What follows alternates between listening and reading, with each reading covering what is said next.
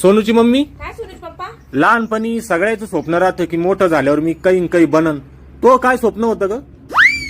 माझं स्वप्न डॉक्टर व्हायचं सुरेश पप्पा, डॉक्टर व्हायचं.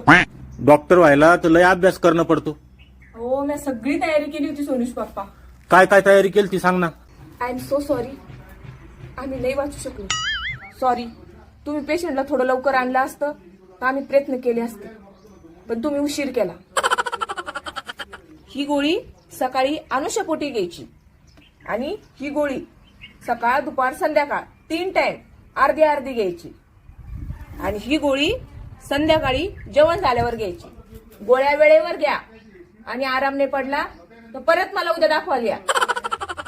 शांत व्हा तुम्ही, आपण करून घेऊ बिलाचं, टेन्शन नका घेऊ. अरे वा, किती अभ्यास केला होता ग सोनूची मम्मी तू. अहो सोनुष पप्पा, रात्र दिवस तयारी केली मी, पण काय झालं सोनूची मम्मी? पेपर चालू झाले.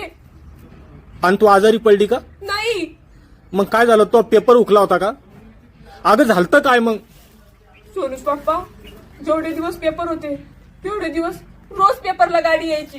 अरे हो गा मग, नाही तर तू आज खूप मोठी डॉक्टर असते आहे ना.